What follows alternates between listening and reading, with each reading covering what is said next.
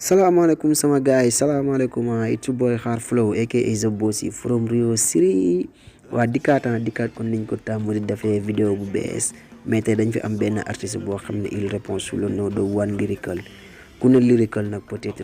li ngay njëkk a référé wu mooy ay texam c'est bien écrit, tous les normes sont respectées, mooy loolu.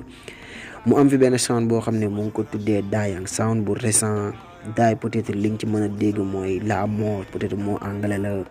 Yang c'est-à-dire jeune, peut-être jeunesse morte. loolu yëpp di ay bagages yoo xam ne nii peut-être moom la bëgg expliquer lan la jeunesse bi dund, peut-être lan moo ko poussé tamit ba mu def sound bu mel noonu.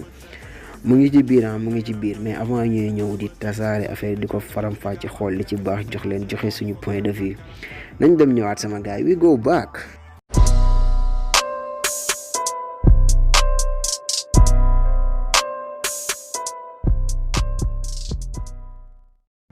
waaw wan noonu la dugg ci sound bi mu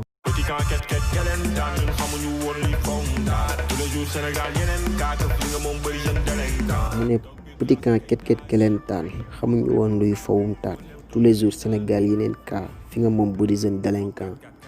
waaw bu ne petit camp ket kelentaan xamuñu woon luy fawum taat,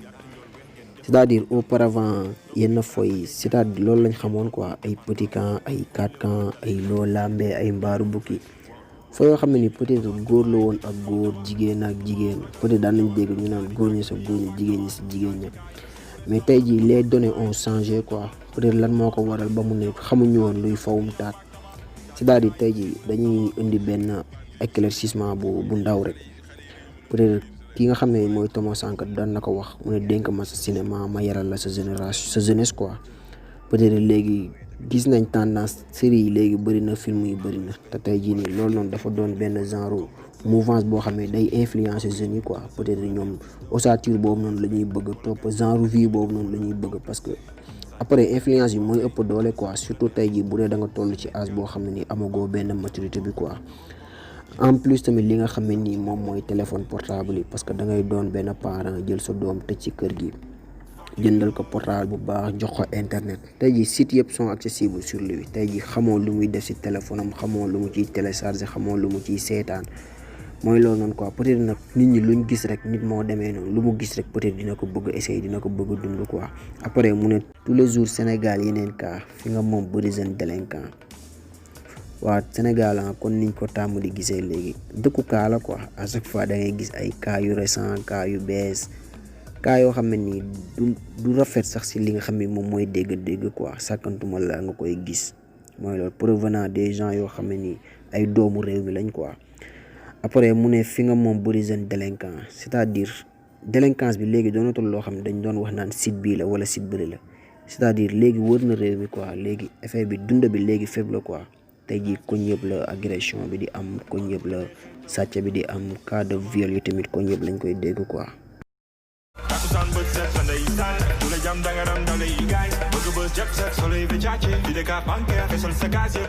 waaw mu ne tàkkusaan bët set da ngay sañ, ku la jam dangaram dalay gaañ, bëgg bës jet set sol ay Versace, vide carte bancaire feesal sa casier. waaw bu ne tàkkusaan bët set da ngay sañ, c'est-à-dire nit ñi léegi def lu bon amatuñ ci heure quoi. peut-être auparavant yenn ay guddi lañ ko daan dégg nit ñi di jóg di def yenn ay, mais léegi nit ñi xoolatuñ guddi ak bëccëg. am na yenn yoo xam ne da nga koy dégg miti bëccëg gu ne kàmm, sàkkantuma la guddi quoi. peut-être guddi lañ jàppee woon sutura, mais léegi gars yi xoolatuñ ci loolu, buñ bëggee def lu bon amatuñ heure quoi. après mu ne ku la jam dangaram dalay gaañ, c'est-à-dire nit ñi fugg bi nga xam ne ni moom moo leen di emporter ba ñuy def yenn malfait yi quoi. peut-être bu ñuy ñëw fugg boobu la ñuy àndal. tey jii mën nañ jël ci yow li nga soxla, ale ko ñu bàyyi la ñu dem, mën nañ la gaañ quoi. des fois sax xam nga ñu jël ci li nga xam ne ni moom mooy sa bakken quoi. après mu ne bëgg bës jet set sol ay Versace. waaw bëgg bës en temps bi yaakaar naa léegi nit ñi loolu da leen jaarloo ne, mooy tey jii yaay def bës bi, yow la ñuy tudd, yow la ñuy gis, yow ngay bëgg ñu lay dégg fu ne quoi. après mu ne jet set sol ay Versace mooy tukki bi nga xam ne nii xam nga moom la gars yi di bëgg dem ci yeneen réew yi di sol ay marque, peut-être di doser gars yi rien que pour gars yi di la tudd quoi. gars yi jël sa tur àggal ko foo xam ne nii peut-être nit ki sax àggu fa quoi. parce que Sénégal dañuy jël beneen nit boo xam ne nii tekkiwul dara ñu bëgg ko jël benn may ko yenn buzz yi di ko tudd ci yoo xam ne ni wala ñu def ko benn référence wala benn icône te alors que wane fi doon la loo xam ne ni lu positif la quoi mënul jàngal nit ñi loo xam ne lu ñu mën a jëmale kanam quoi. après mu ne vide carte bancaire feesal sa casier waaw des fois booy mooy dili ñuy teg rek tey jii nii mën nga jël carte bancaire u jàmbur utiliser si génne si xaalis après justice ngay mujjee te boo génnee justice xam nga ne sa casier judiciaire mooy commencé am li nga xam ne ni moom mooy ay rature te pour une première deuxième troisième après sa casier judiciaire day dem ba yàqu mooy waral yenn jeunes pour ñu am réinsertion sociale ci li nga xam ne ni moom mooy société bi day metti quoi parce que tellement que ils ont commis trop li nga xam ne ni moom mooy des délits quoi en fait. Fok 4444 comme yàlla mooy indépendance pourquoi seen xel yi gàtt. waaw mu ne fok 4444 maam yàlla indépendance pourquoi seen xel yi gàtt waaw bu ne fok 4444 suñu xel day delluwaat gannaaw tuuti ci année bi nga xam ne ni moom la Sénégal doon féete 44e anniversaire am mu doon benn sound boo xam ne génnoon na fi 4444 xam nga mooy loolu noonu peut-être bu ne foog nag c'est-à-dire gëmul loolu nga xam ne ni moom mooy indépendance bi nga xam ne ni pays yi moom la ñuy am benn indépendance la gëm mooy bu maam yàlla quoi parce que moom rek mooy def lu ko neex te du tàggu kenn te mënoo lu dul nangu quoi tey jii moom mooy xiin taw moom mooy naaj moom mooy niis moom mooy indi bëccëg moom mooy indi guddi mooy loolu noonu moom mooy jël ba kenn ku ko neex te kenn mënu ci dara quoi tey jii mënuñu lu dul seetaan xam nga ak nangu dogalam quoi après mu ne pourquoi seen xel yi gàtt c'est-à-dire jeunesse bi seen fee yu bëri c'est pas des choses yoo xam ne c'est mûrement réfléchi quoi wala des fois dañuy def yoo xam ne da nga naan ñii sax ànd nox seen xel parce que y a des trucs yoo xam ne ni bu dee yow jël nga sa temps réfléchir si avant nga koo def amaana dina demee neneen quoi wala dina doon loo xam ne lu rafet la quoi. te njool weex ngeen defoon ko fi tendance toog biir classe ak ay daaj wekkil pontu dépendance koo léew toog dalay daan. waaw mu ne njool weex lañ defoon tendance toog classe ak ay daaj wekkil pontu dépendance koo léew toog dalay daan waaw bu ne njool weex lañ defoon tendance peut-être doomu aadama wax bu nekk ak fi nga koy déggee mais peut-être ñun suñu réflexion fi nga xam ne nii fa lay tourner j'espère que c'est plus pragmatique tey jii nii ñu bañ a dugg ci li nga xam ne nii moom mooy au fond quoi parce que tey jii ñu bàyyi ku nekk rek mu xalaat peut-être tendance yoo xam ne nii peut-être des fois moom la jeunesse bi di am quoi après mu ne toog classe ak ay daaj peut-être da ngay gis benn jeune boo xam ne nii buy jàngi mu ngi benn jeune yamba jam boobu duggee classe des fois prof bi di waxee fii moom muy déggee fële na lay quoi amaana doo toog classe ak sa bopp tranquille quoi après mu ne wekkil pontu dépendance ko léewtoo dalay daan bu ne wekkil pontu dépendance c'est-à-dire nit ki waroo yaakaar ci kenn quoi booy yaakaaral yow ci sa bopp quoi amaana nag xam nga des fois doo ñàkk ku la dimbali mais ku la ci fekk nga jël quoi mooy loolu noonu après nag tant que yow yaa ngi yaakaar si nit ñi nekkoo sa zone de confort parce que tu es minuscule quoi amaana am na yoo xam ne nii boo ko songee doo am force boo ko daanee parce que tey jii da ngay neex a ridiculiser mais tey jii doomu aadama bu dee yow gëm nga sa bopp nga gëm ne tey jii boo ko deful personne ne va le faire à ta place amaana tey jii nii là tu es encore plus fort quoi peut-être bépp obstacle boo xam ne nii life bi daf la koy présenter peut-être mën nga ko soulever mën nga ko franchir quoi. appartement yi di toj comme tabax comportement wu ragal wut jabar misaal di tàkk ni yambaak tabax misaal ci kaay bi siiw rek sama. waaw mu ne appartement yi di toj comme tabax comportement wu ragal wut jabar si saa di tàkk ni yàmbaak tabax tiit naa si kaa yi fi siiw récemment waaw bu ne appartement yi di toj comme tabax peut-être auparavant yu bëri buñ ko daan dégg ci li nga xam ne moom mooy suñu société tey jii si tabaxil daan xewee quoi mais léegi tey jii ni nga xam nga lépp si appartement yi lay xewee parce que da ngay gis ay boy yu ndaw lu appartement weekend mooy loolu di fa def du n'importe quoi après mu ne comportement wu ragal wut jabar c'est-à-dire góor yàlla yi nga xam ne nii tey ji bu ñuy ñëw di doxaanse dañuy wane wala ñuy tiitaroo loo xam ne ni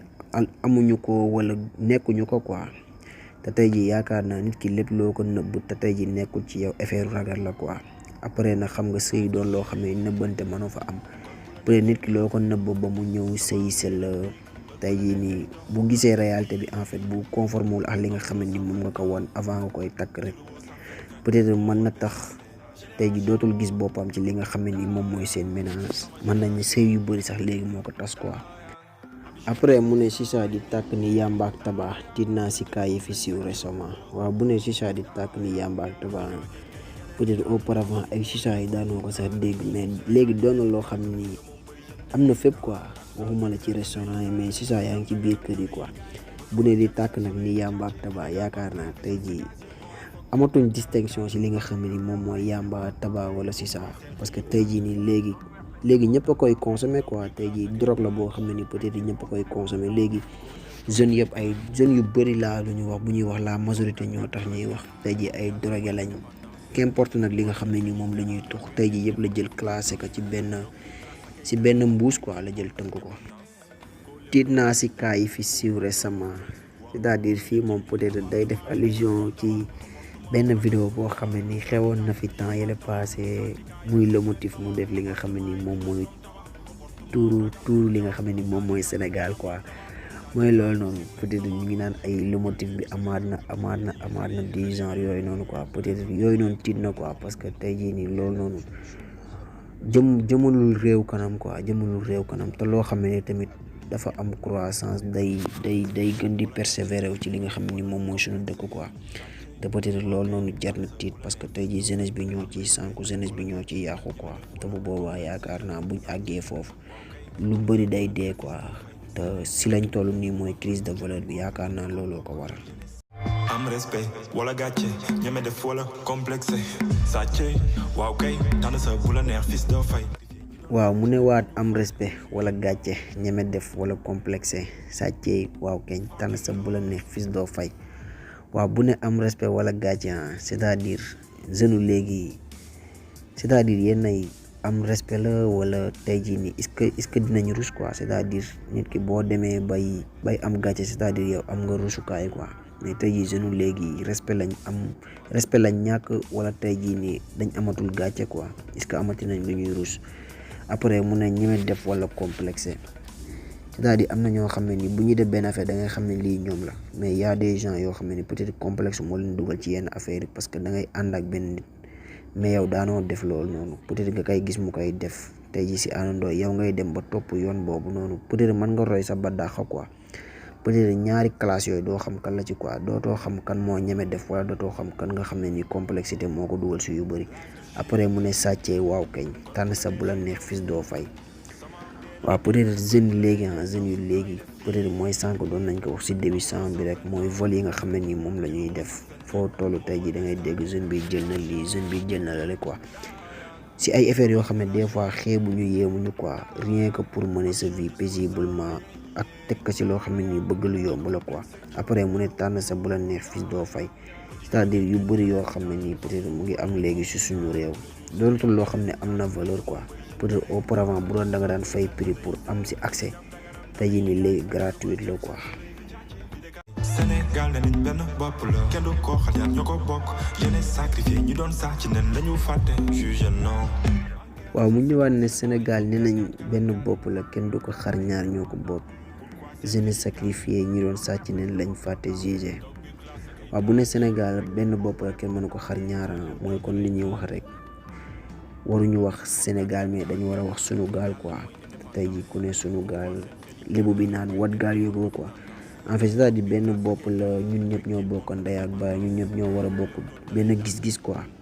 tey jii kenn waru ko xar ñaar c'est-à-dire warul am parparloo quoi warul am kii wala kële warul am tamit tey jii nii peut-être fii laa far wala faruma fële quoi wala kii laa bokk wala bokkuma kële bi après ñoo ko bokk c'est-à-dire. tey jii bu avancé ñun la avancé bu ñu fi déggee lu rafet tey jii suñu fierté la bu ñu fi déggee lu ñaaw tamit suñu gàcce la quoi après mu ne jeunesse sacrifié ñi doon sàcc nañ lañu fàtte jugé waaw bu ne jeunesse sacrifié peut-être man moom dama ci dund loo xam ne nii peut-être dama toog ak benn parent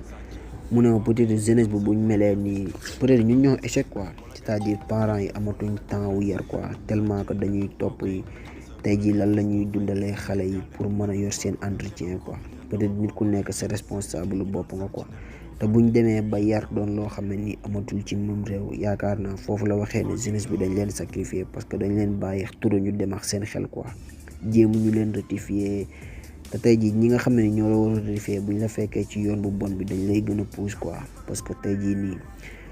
boo doon prôné li nga xam ne ni moom mooy lu baax di nga néew ñu la ci fekk c'est quoi mais bu dee loo xam ne lu bon nga surtout à jeunesse bi tey jii nii yaakaar naa yaay am majoritaire bi après mu ne ñi doon sàcc nañ la ñu fàtte jugé noonu waaw bu ne ñi doon sàcc nañ la ñu fàtte jugé peut-être kaso bi ñi ko fees mooy ñi nga xam ne nii defuñu ay délits yoo xam ne délits yu mag la